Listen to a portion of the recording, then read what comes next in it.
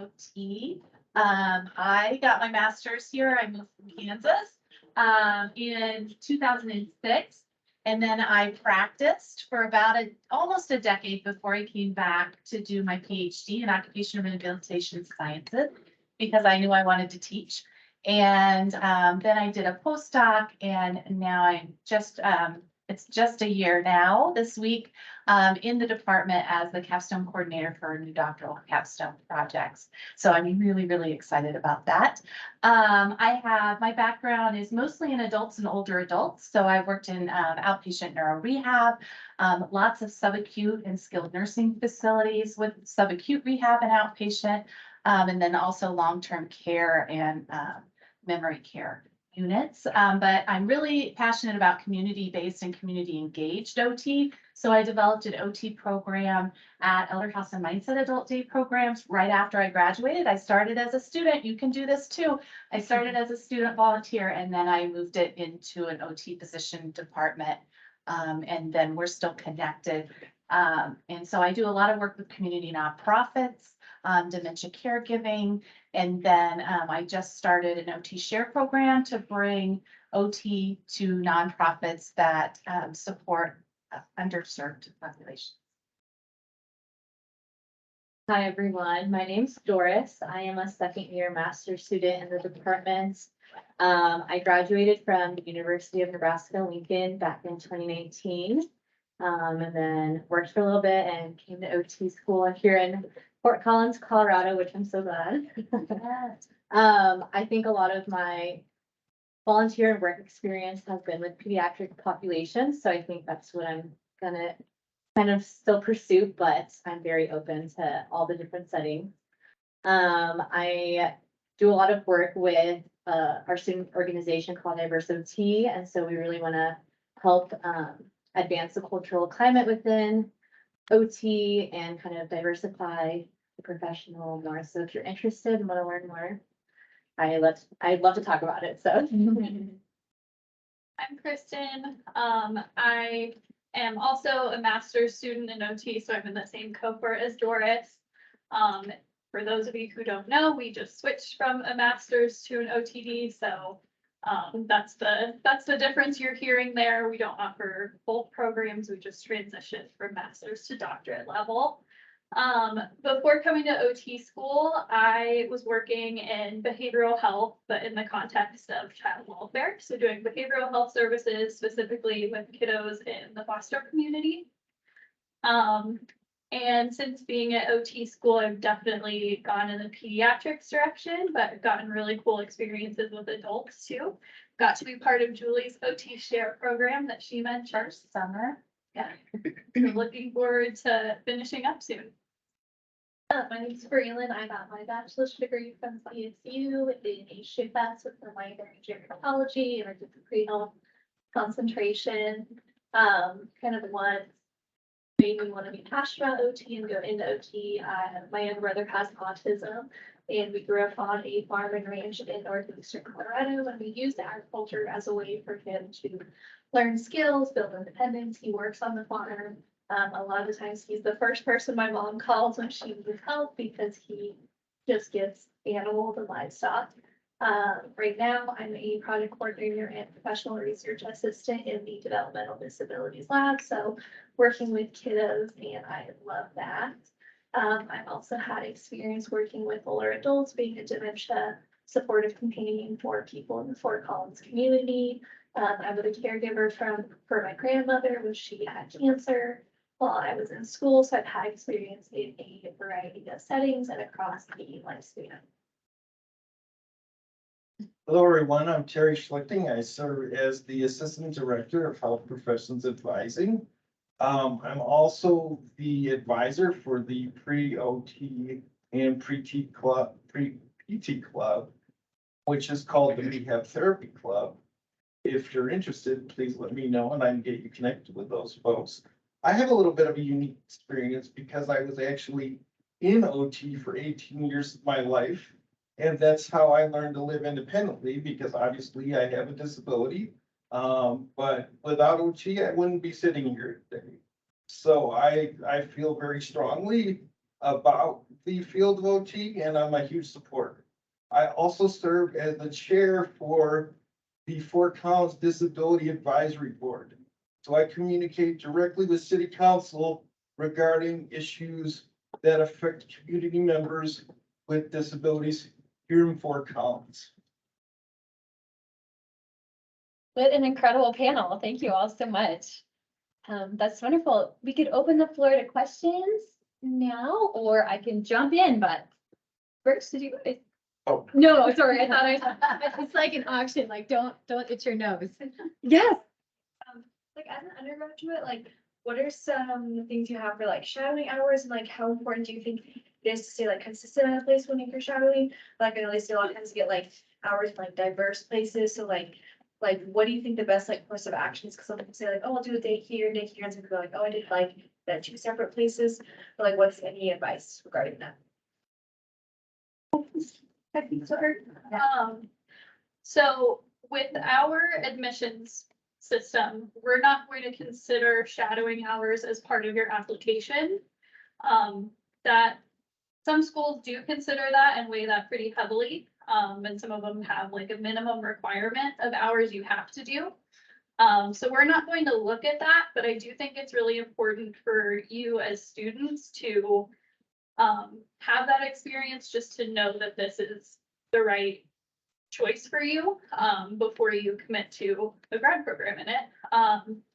I personally only shadowed in a pediatric setting before I came. I think it would have been beneficial to see adults, but I did like a full summer of shadowing pediatrics, and like I appreciated the consistency of seeing what that looks like day to day and with a variety of clients, but I think it's also helpful to see different settings. Then I would say too, even though it's not required, I agree that it's really good to know kind of what you're getting into and what this really looks like in practice and in different types of setting. I'm more of it. If I'm reading it, I want to see variety and passion and links to interests and things like that. But I'm not a part of the committee. But what I can tell you is when I hire people, even as student assistants or different things, as we have service centers and labs and different things, those kind of things make you competitive also in terms of potential scholarships, potential opportunities to engage in labs and research that are competitive. And even we have some fieldwork placements that once you get in are really competitive, like Craig Hospital is a good example. So if you know, I really like brain injury, spinal cord injury kind of work, having something on there to refer back to when you're in those competitive spots is really beneficial. And even in classes, we try to tie things to people's personal experiences. My favorite thing is all of you bring such rich experiences, and I'm just blown away by how much people have done and have thought about. And we tie that a lot to our coursework too, in terms of comparing and contrasting experiences and the impact it has on your practice and the way you think as a therapist. So I think it's just really beneficial in that way. But I also think it's a good thing that we moved away from that requirement, because it's really hard to do that. And it also, not everyone has access to those opportunities. So. Yeah, going off of that, I think it was hard for me to find shadowing opportunities outside. Worry too much about it, like get as much experience as you can shadowing or like volunteering, or even if it's work. Like Julie said, like all those experiences kind of help you become a well-rounded applicant, and like you really know if you want to do OT too, because it's not just like how you fit in the program. You're kind of looking at like, is the program right for you too? And maybe Terry could speak a little bit to some suggestions and how do you find that shadowing site? Have people opened back up since COVID when they have really had to lock down and limit outside visitors? Yeah, so there are a number of different opportunities that I can get you in touch with for shadowing. And also the OT Club has a shadowing coordinator, one of their officer positions, so they do have opportunities. The club meets on Monday at 6 p.m. And I can get you in touch with them all you have to do is talk to me. But anyways, in regards to shadowing, I think it's important, like everyone was saying here, to get a diverse background of experience, and not only a diverse background of experience, working with different populations, different identities. Because what you'll experience when it comes to chronic health conditions, injuries, disabilities, things like that, is there's cultural components that come with that. So it's very important that you have an understanding for that when you enter the field. So I think that's really important to learn that at a young age. Yeah, having just gone through, giving shadowing hours, I try not to focus on the specific number. I think it's easy to have like a goal of I want this many hours or this many hours, but I try to focus on, are these experiences that I'm passionate about and things like that, as opposed to just a specific number, because like what Kristen said, tissue will not actually look at those hours, so focusing on the experience itself was something that was really important to me. Would you be able to talk about one of your shadowing experiences or? Yeah, so I did my internship for HDFS actually at Elder House. I was like, I know you look familiar. I was like, she was at Elder House. I didn't know she was. Yeah, long time Like ago. pre-COVID. Yes. Okay, which is a whole Different lifetime lifestyle. ago. Yes. Yeah, so I learned so much through my internship. I was able to gain shadowing hours. Also working in the space of being a dementia supportive companion. My boss there has been an OT for many, many years, and so I've learned a lot about being an OT in kind of a setting where we would go into people's homes, help support them with meal times, things like that, and that is something I still am passionate about, even though I work full-time at CSU. I have a client that I still see on weekends just because she's so near and dear to my heart. Still making that time for someone who I'm passionate about and work that I've remained passionate about for several years. I'm curious if anyone, Can I add one more thing about the shadowing? How many of you are close to applying? Okay, so a few of you. I will say that schools vary in how they want you to document that shadowing when they require shadow. So make sure that you investigate their websites to see how they want you to document that shadowing. A lot of them are just on the honor system. I have my students do spreadsheets so they can keep track of it, but I do know of a few schools that actually want signatures signed off on the shadowing hours. So be cognizant of the programs you're applying to and keep track of those little details. such good advice that maybe you may wish you knew earlier. So great to bring that up. Yeah. To add to that too, I think I created like an Excel sheet of all of my shadowing experiences, and even if this was, I don't know how many years ago, but I did it more of like a reflection piece, so I like wrote down what happened in the day, and like I look back now, I'm like, oh my gosh, I was learning so much and I didn't really know. So it's kind of cool just to keep track of your journey, and it could be helpful when you're like applying to make your personal statement and everything too. Great point. Is anyone not sure about OT and maybe considering other careers too? Because sometimes a common question could be, is OT right? Is it PT? Is it something else? And I don't know if anyone's wondering kind of how did you, for the panel, anyone who wants to talk about like, how did you pick this particular therapy? What are you considering? I'm kind of all over the place, Yeah. to be honest. Yeah. I'm considering like public health, social work, Yeah. OT, PT, law school, pretty much anything. Okay, that's very similar. So in undergrad, I started off actually speech pathology. And then I was like, this seems a little too like niche. I was like, I need something more. And then I went global studies, like political science route, thought I was gonna go to law school. And then I was like, no, I don't think I could do that.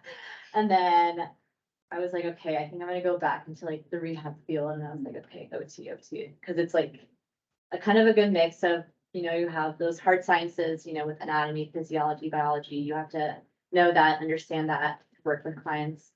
But then also you have this whole side of like creative expression, with all these interventions you get to decide, and also opportunity for like program development or like advocacy efforts.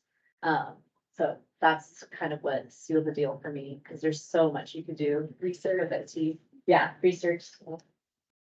If you want to talk about research. Yeah, so I have been in research for a long time. I started as an undergraduate research assistant for Dr. Susan Hepburn. I was in one of her classes, and us both having an interest in the area of autism is what really connected us. I was an undergraduate for her for 3 years, and then she sent me on over to the developmental disabilities lab, and she was like, "You're gonna love this," and I do. And I had been working for the developmental disabilities lab since 2020 when I graduated, and I've gotten to know undergrads like Brianna.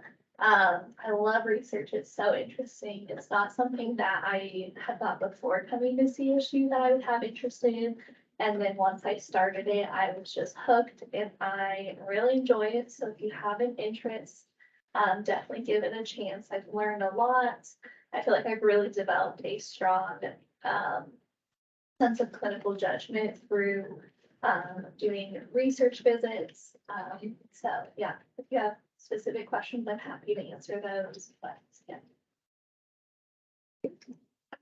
Question for Doris. Yeah.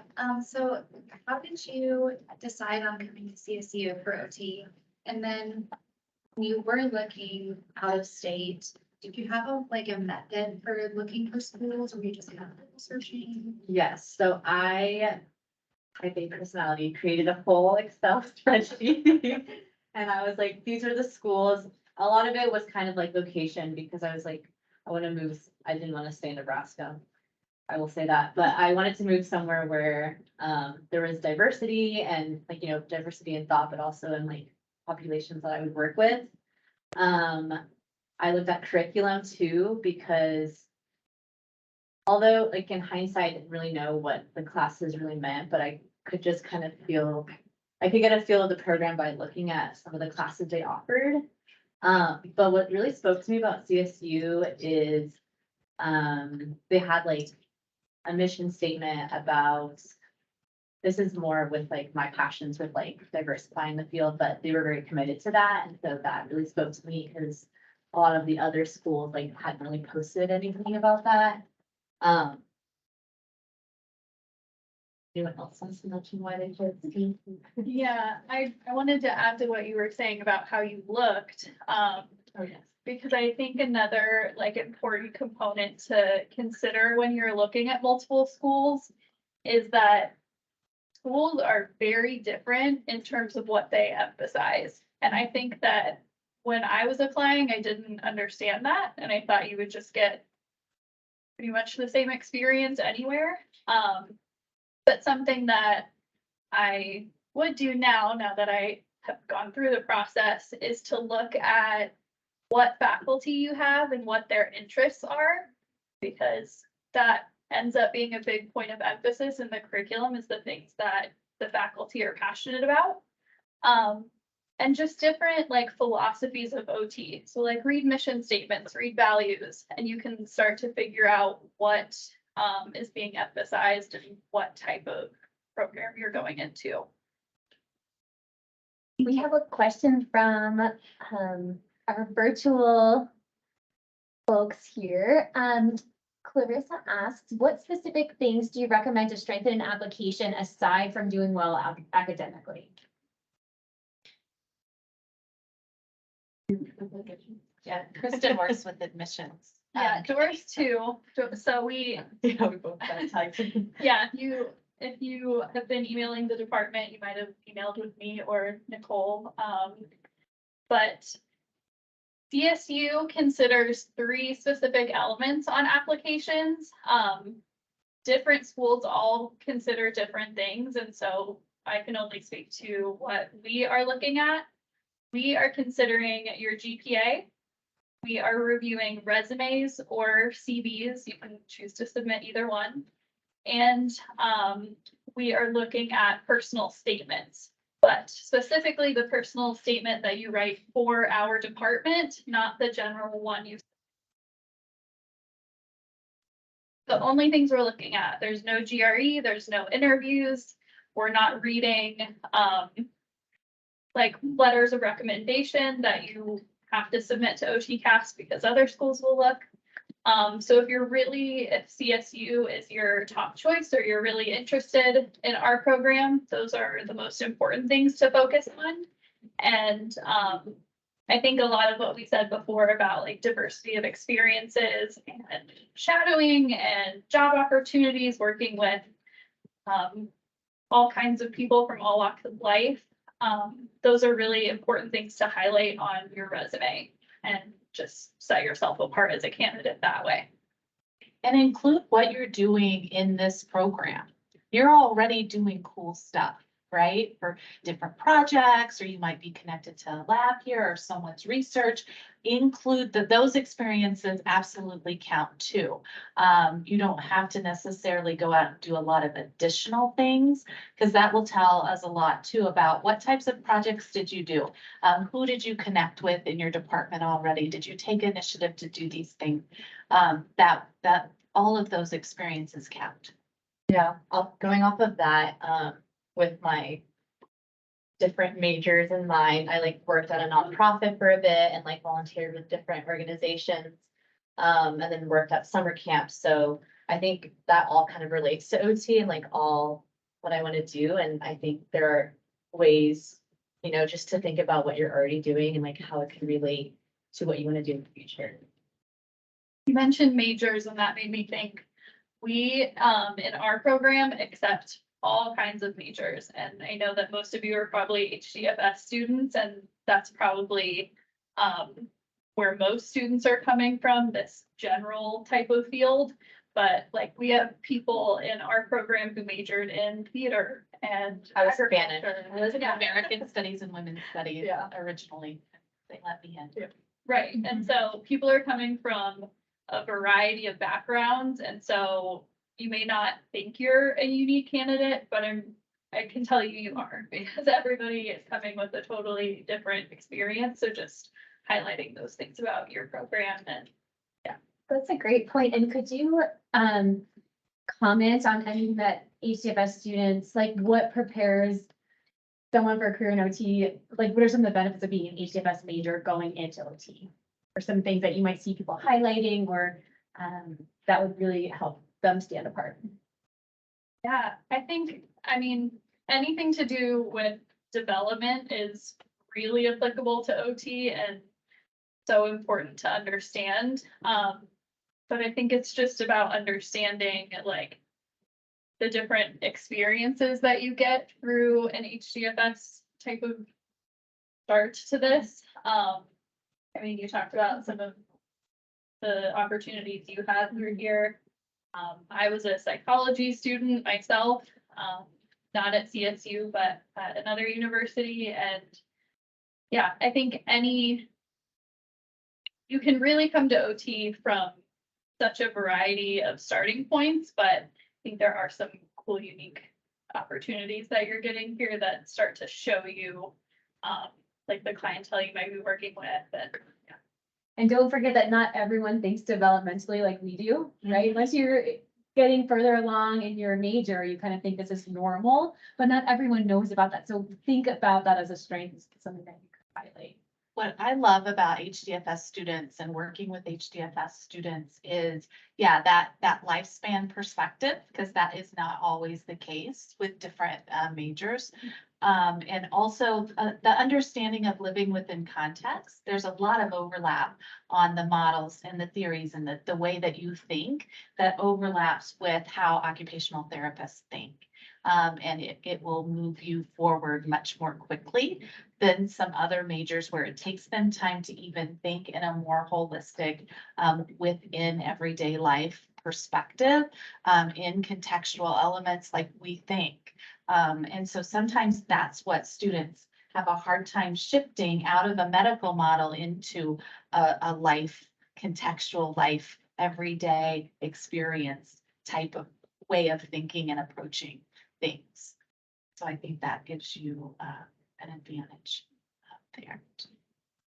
We have another question from the chat. Caitlin asked, but I think you've already kind of covered it pretty well, but I'll just see if Caitlin wants maybe some more information. But what made you choose the OT program at CSU over another OT program? Did anyone have anything else to add to that besides what's been said? Yeah, so having just gone through applying to different schools, I reflected a lot on the program itself, but also what was important to me.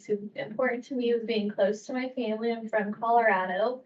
Colorado has 2 OT schools, CSU and Regis. Also, I'm married. My husband is, oh, Based on as a. Mesa too. They just, yeah, started one Yeah. in Grand Junction. So now there's 3 also. It's super cool. So now I've got 3 choices. My husband works for the state patrol and his duty station is Greeley. Important for me to obviously be close to my husband, CSU is closest. I really enjoy the faculty that CSU offers. So looking at, do your interest aligns with faculty at the program? Looking at the classes, I really focused at looking at what classes CSU offered for the OT program. Is that kind of in line with your goals? CSU OT program has research classes. Research is obviously very important to me. So those were just things that I had considered through the application process. Thank you. I know it's been a minute, since I did my master's, but I had gotten into KU Med. I'm from Eastern Kansas. I went to, Lawrence for undergrad, Rock Chalk, and I was ready and going. And then I had my son that August instead. They were really kind and held my enrollment. But then I had visited Colorado for the first time to see my in-laws and all of that. I'm like, where's the program here? It's very nice compared to Kansas. Love Kansas, but, right, and then looking at the program, KU is also a top ranked program. It was then. But it was in a medical center, which is also very advantageous and beneficial. And this had more of a community feel to it. And for me, that's what I was passionate about. And I wanted more opportunities to engage in community. KU Med also does a really great job in engaging in community. But what I found with CSU is that since we're one of the few top ranked programs that aren't a part of a medical campus, which has its pros and cons, right? But that's why it's important to look at the type of program. But what I can tell you is it makes us work a lot harder, I think, at building really strong local community-based academic and community partnerships. So we still have connections to medical facilities, healthcare systems, that kind of thing, but we really have to work more collaboratively because it's not right on the second floor or something. We really have to work in the community to build those alliances. And I think that creates some special, unique characteristics of CSU that if you're interested in that type of approach, that would make kind of CSU something that would be appealing to. I definitely like that CSU was not tied to the medical side of things, wanting to go into more of a non-traditional side of occupational therapy and incorporating agriculture into OT. But there are definitely benefits to having that medical side. So it's kind of just like what's important to you and where do you see yourself? I will also add, before I started applying, I had the opportunity to visit a class in Washington. So this was before pandemic, country shut down. And then I was like, oh, I'm gonna do this in the future, and then the country shut down. So I would highly suggest if you can email wherever you're applying, if you could just sit in on a class. Because I just did it, and they said yes. And you can really get a feel Yeah, for a place, yeah. you know? You never know until you try. Yeah, dude. What's the process of picking your specialty if there's a process? So the majority of that happens after you graduate and you're working. So in terms of really specializing or getting certifications, there are things like you can become a certified hand therapist in OT, just for one example. But those are things that require a lot of hours in that specific setting, which you're typically not going to get during school. And so our OT program, and I believe most OT programs, prepare you to be a generalist practitioner. that's, I think, the responsible way to go, because there's no, I mean, when you become an OT and are licensed, you are an OT and you can work with the whole lifespan. And so if we only train you in pediatrics, but you go get a job with older adults, then we wouldn't be doing our job as a program. And so we go through the lifespan in your curriculum. We start with adults and older adults, but we also go through pediatrics and adolescents and young adults, and train you across all of that. I think throughout school, you kind of start to specialize in terms of the way you're choosing your fieldwork placements and like whenever you have projects or research that comes up, tailoring those experiences to what you're interested in. But in terms of like final like specialization or certifications, I think that typically happens later. Yeah, so standards for all programs for a master's or an OTD is that you are required to provide an education for a generalist entry level practitioner. And going off of like the national standards for fieldwork, you're required to do an adult setting and like a pediatric set. Well, you don't have to do pediatric, but that's like usually what the second one is, or you could do an adult setting, but it has to be different from the first one. So like say you were like inpatient acute, but then your second one was like just adult community. So I think that ultimately prepares you, and also shadowing, like where you shadow or just like have those experiences, the better idea you have going in. That makes sense. That's a thank you. I wonder if anyone has a story of working with a client or a patient that they could share that might help us highlight different settings and ways that OTs may operate in the world. I'll go. I have one about that. Yeah, okay.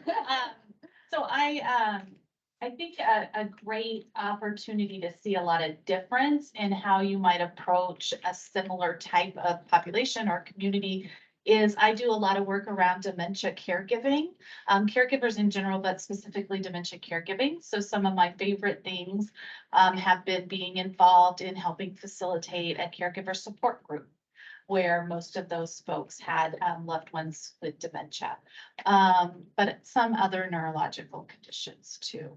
But then I'd help support family in that session. And then at Elder House, when I was more involved in direct services before I came back to school, I might be working with their loved one, helping them use the restroom more effectively, or, we're kind of the last stop before placement. So we really would try to keep people in their homes as long as possible. So I really enjoyed kind of working with people, getting to know them, and building kind of that communication, and having people light up when they don't normally feel like someone's communicating with them. And then I could work on transportation skills, or I could work on different things really at the home or in the day center, so they could be appropriate for day programming. So maybe that was giving them more assistance and training staff on how to help them in the restroom so that they didn't need as much assistance, or help problem solve with the caregiver. The breaking point was finally not getting enough sleep, and their person had frontotemporal dementia, and they kept falling out of bed at night because he was acting out his dreams. So we just problem solved. We got on the floor and we problem solved how she, who was much smaller, could help her husband get up off the floor in the middle of the night, because she was really like, this is going to make me feel like I need to place him. And she will say, from that like 15 minutes that we spent on the floor figuring it out and role playing that, I was able to keep my husband home for a couple more months, right? So I think everyone kind of has that story of like, oh, something just clicked, something just worked. And it made a huge impact, even though it seemed like very small, if you kind of looked at it from an outsider's perspective. But to those caregivers, to the people you're working with, it really matters. Oh, sorry, did you have one? Yeah, I've got one in here, so. Yeah, I'm like. To take us in a different direction, my most recent field work that I just did had a lot of aquatic therapy involved. Really, really cool to see. It was in pediatrics, and so it was dealing with a lot of like supporting motor skills for kiddos with a variety of needs, but also a lot of regulation and a lot of sensory components, just for like tolerating being in water even. And so that was a really cool opportunity I got to see. That's not an area where a lot of OTs work in. But just, I think, also highlights what we've been saying with our program. There's so much about like finding merging practice areas for OT and where are places that don't have OT because they don't know about it, but they really need it. So our program's doing a lot of work in that area. That was a really cool opportunity because, yeah, just seeing clients that they would say they have land therapy some days and water therapy some days. So that was a like silly terminology to get used to when I was doing field work there. But yeah, getting to see kiddos behave completely differently on land versus in the water. Really cool.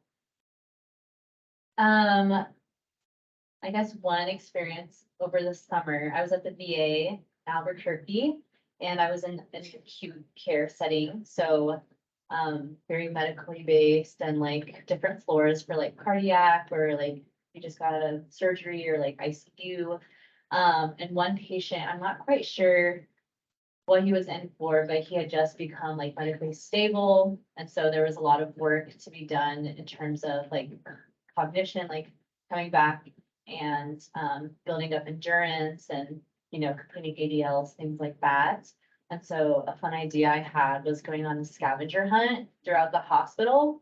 And so that really challenged like cognition, like, okay, do you remember what's on the list? Like, do you remember like how to find things or like ask for stuff they had like a little grocery store in the hospital. So finding things like that, and then also working on, you know, hand placement on the walker, but also breathing patterns because he hadn't been, you know, when you're in the hospital, you've been in bed for a long time. So kind of building up that stamina, making sure he like knew when to take breaks. So like having that like acknowledgement, like kind of cueing him to be like, okay, how are you feeling now?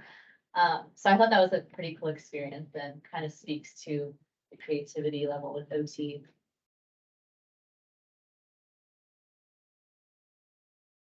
Maybe we could shift gears a little bit. Yeah, do you want to? I just had one other question. I heard about a program with, CSU Equine, that's like OT horse therapy. Could you talk about that? Do you know about it? Yes, go for Okay. it, go, Sharon. Yeah, it's called My Heroes, and it's a great program. You can volunteer for as little as an hour a week, but there are also other programs on the Front Range. There's two different ones that I know of. Hearts and Horses, which is in Loveland. They take volunteers. They're a wonderful program as well. Also Integrative Therapy Services in Windsor. They do equine therapy, or it's also called hippotherapy as well. So there's a lot of unique opportunities to get involved with that in the local area. And some are internship sites for HDFS, I think. Has anybody done one?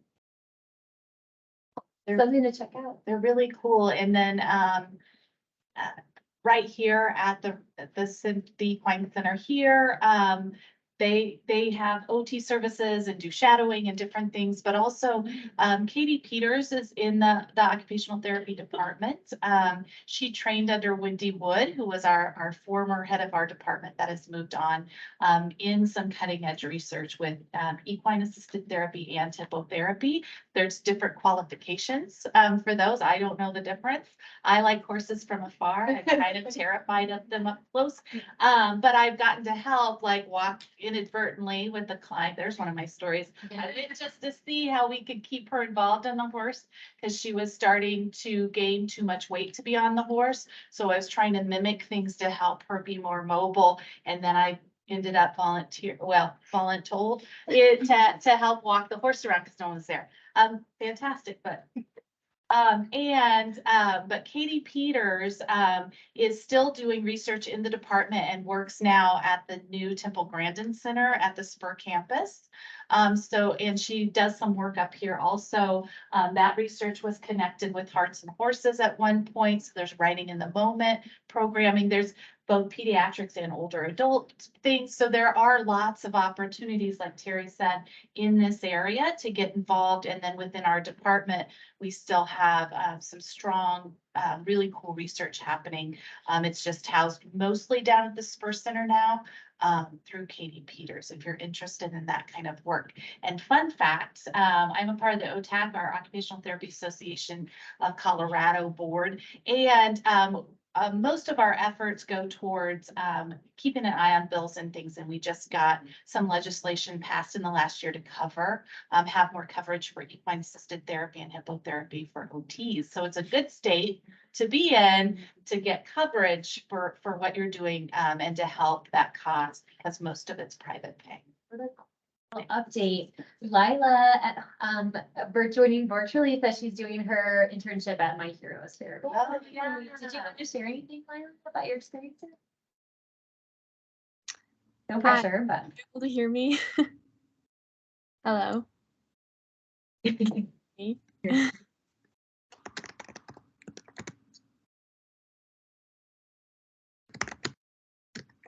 Yeah.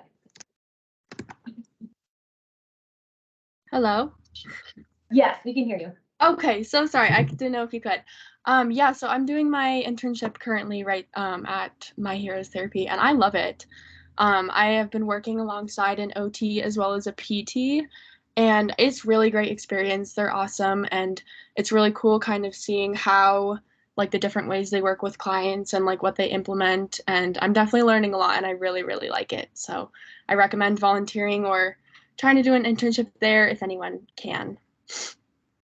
Thank you for sharing, Lila. Yeah, of course.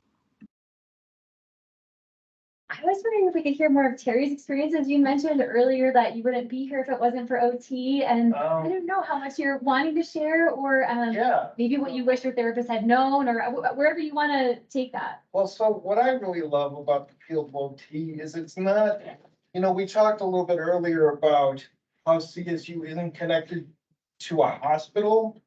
I like that. Because too often when people with disabilities navigate the medical system, it's from a deficit model, and they don't respect the identity of having a disability. And why I love what CSU does is they really take that into account. And the fact that people with disabilities are not broken, they're just learning how to navigate the world. And you're working with the individual, not on the individual. So I don't even like the word patient.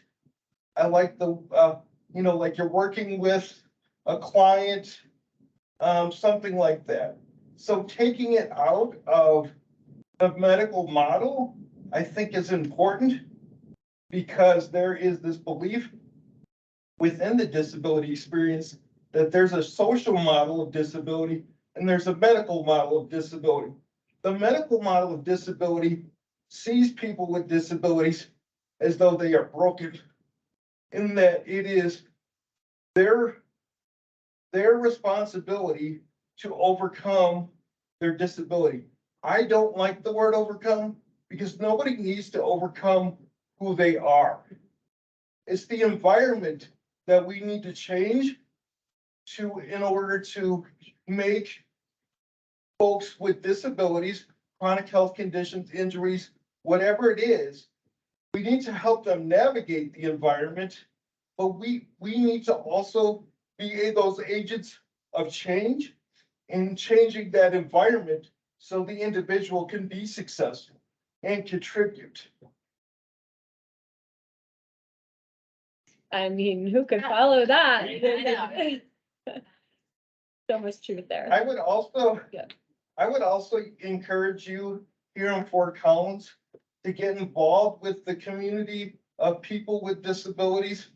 Because if you look at disability rights history, it has been occupational therapists that were facilitators along with people with disabilities that made the legislation to change laws, to bring about section 504 of the Rehabilitation Act, to bring about the ADA. None of those things would have happened without occupational therapists. I mean, if you weren't sold before you walked in. I didn't know that history. That's really cool to know. Yeah. What questions do you all have? Yeah. I've been looking at PT and OT. So I know like the differences, but like, what is the difference in the work setting compared to like being an OT to a PT? Like, is there different emphasis on different things? And like, I specifically want to go into pediatrics, so. I am not a peds person. It's about myself. But I love co-treating with PT, and what I can tell you is PT has come up a long way in recognizing that function within context is important. So I think PT looks a lot different than it used to, but we're still coming from a very different lens. Their lens is focused very much on body structure and function in space. Ours is everything that, and how do you occupy your time, your space? What do you need and want to be able to do? What's meaningful to you? So how it kind of works when I co-treat and stuff, the PT might be very interested in getting down that hallway or to the restroom in terms of how they get from A to B. I want to know, what do you need and want to be able to do between A and B? Why are we going down the hallway? Is it to count steps and look at gait patterns, or is it because the ice cream machine's at the end of the hallway? You know, that kind, so it's just a different lens. It's all important. I have a daughter that's looking at PT. And for her and what she likes sports medicine and she likes body structures and function and exercise.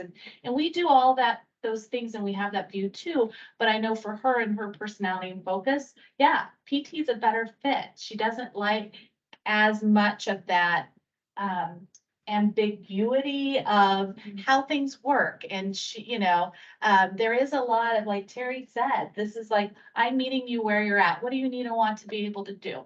And then we figure out, we go. I'll have ideas in my head, but really when I show up to sessions, it's like, oh, hi, okay, how are you doing today? What do you want to work on? And we go. Why do you want to do that? That's the focus of what we do, is the why. And how can we make that easier for you? How can we work together to figure out how you can do what you want to be able to do? And it's just a different lens to come from. So it's really about really deciding what is the lens you want to look at things from. It's all important. We all have a really important spot in rehab to fill. It just looks, I think, very different from our different perspectives. Is kind of how I think about it. But we work on all the same things a lot of times, just from a different. And as a team. Team, I love collaborating with my PT, speech therapist, respiratory, rec, whoever will be in the room, social work, caregivers, I don't care, all of the people. Teams are better, right? But our unique kind of lens is meaning, function within living everyday context, those types of things. I kind of like to think of OT as like professional problem solvers, like, meeting the person where they're at and like kind of determining, okay, like what do you want to do and how do we get you there? And that's very, like Julie said, kind of ambiguous, but it gives you a lot of options for different settings. Like if you're considering peds, Like this semester, I was at the ECC. I don't know if a lot of you are familiar with the ECC, but they follow the Reggio model. So OT's kind of role there is doing interventions for the whole classroom. So it's not like a one-on-one like client, you're kind of you're consulting with the teachers there and you're implementing different types of activities that could benefit all the students. So that's why I kind of went into OT because I liked that ambiguity and like that problem solving. And I'm sure, like Julie said, different lenses, because PT, any field, that they do that too, but I think it's just a different perspective of how you approach it and like with the meaning and what is important to the person. I would also add on that, having been in PT and OT myself, OTs tend to work with a lot more skills associated with fine motor. Where PTs, like I would work on walking. With OTs, I would work on tying my shoes, putting my socks on. So that gives you a little bit of context as well. So more gross motor skills, I would probably say with PT. I don't know if you all agree with that, but OT tends to work on more activities that require fine motor skills. And again, in context is our big thing. So yeah, it might be fine motor, but it's really about putting your shoes on because you need to wear shoes. Whether you want to wear shoes or not is another option. And yeah, if you're not gonna wear shoes, it's like, I don't need to tie my shoes, but someone else will do it. I'm like, all right, guess we're working on something else today, right? Because I'm not gonna fight you on that because, or you wear Crocs, which is also another choice that I don't think is the best choice for you, but that's another conversation, right? But yeah, we work on all the skills to help you do the things you need and want to be able to do. So yeah, we'll work on those fine motor skills because those are important, but it's so you can do things like put on your shoes and things that you need to be able to do or write a card, those kind of things. And then, yeah, again, gross motor in context. If I've worked with people that have had brain injuries and things and they want to get back to, one was a semi-pro triathlete. I am not a swimmer or a biker, so that was interesting. And she would give me a lot of flack because she's like, I'm faster than you and I only can use one arm. I'm like, yep. But okay, then what do you need to be able to do to get back to being a triathlete? You need to swim and bike. So, yeah, we found an adaptive bike. We got in the water and we worked on prep stuff so that she could start swimming laps as I was like dog paddling. But it's like, okay, what do you need to want and do? And then PT might work on that, but they're really looking at those body structures and that. I'm doing that, but by using an occupation, how we spend and use our time. I'm using the occupation of swimming, which is really important to that person to get them back to doing what they need and want to do in their life. But then it also has all these benefits of the psychosocial components and the, confidence and the being able to use your body in ways that you haven't been able to in a long time. That's what's exciting to me. And to them, or I wouldn't be doing it. And so it's doing it and coming at it in a different way, and always within context as much as possible. Question from someone joining us remotely. Two questions, actually. One, do you help with field placements once people are enrolled in the grad program, or are people responsible for finding their own fieldwork placements? Yes, I know the answer to this. So we do have a fieldwork coordinator, Allison Herman. She's fantastic. So Allison and Debbie in the fieldwork office do help with those placements. Those are placements that are available and you pick from a list. So yeah, those are all handled through the fieldwork department. If you have ideas or want to go out of state or those kind of things of places we don't currently have contracts with, then that's a conversation you can also have to try and see if there's an option to build a fieldwork site, and get a contract to have fieldwork at those sites. She also does some of that. But yes, all the fieldwork is handled through the fieldwork office. And then as we move into the doctoral program with your capstone experience at the end, which is a 14-week intensive kind of deep dive into an area of interest, which is also why I think I have the best job at the department, is connecting your interest to community partners and getting to do cool things for 14 weeks before you're out in the world. It's kind of it'll be a hybrid of choose your own adventure and a menu where I'll have community partners with ideas.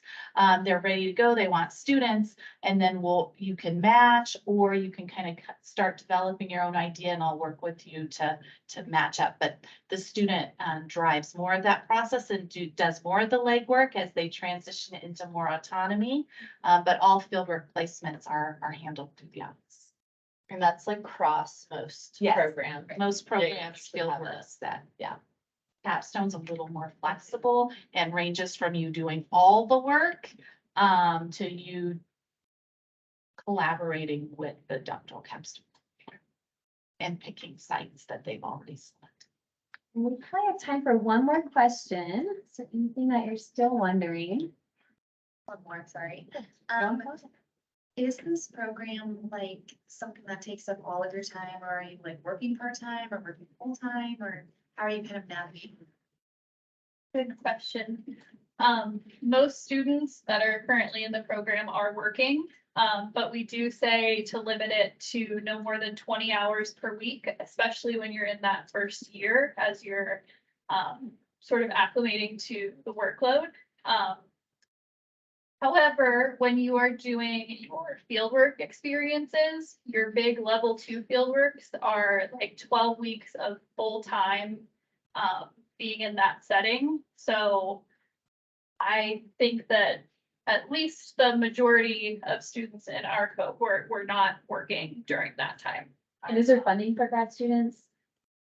Like if you get admitted, are there assistantships and stipends and that kind of thing? Yeah, Or are people Kirsten and funding? I are both Yeah. actually graduate support assistants, so there are some available. There's like research opportunities too to help with faculty.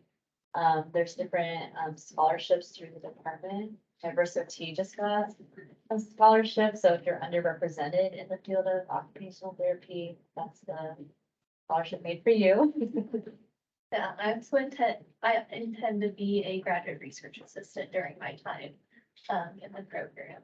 Which means you get paid for working in the lab. You know, but it's also aligning with the work that you're doing as an OT. So if you have an outside job, it can be kind of distracting or difficult to do both things at once and hard to focus and really do a good job.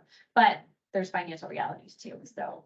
And it is an in-person program, so it's not like hybrid, like I think Creighton offers that hybrid option, so for the most part, you're in person unless there's a speaker that could come in.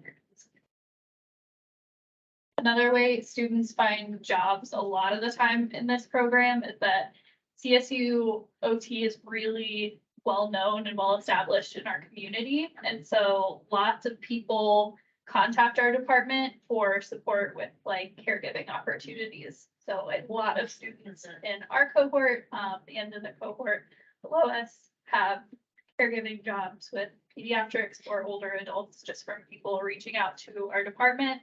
And then the department will send an email to all students saying, there's this opportunity, here's their contact information. Well, how about a round of applause for our panel members? I accidentally shut off the projector, but we have an announcement of an event coming up. This is perfect timing to preview. There's an open house specifically for CSU OT. And we've got flyers here, QR codes. And take one along. And the date is to your friends. Monday, April 24th, 5 to 7 p.m. in the Occupational Therapy building here.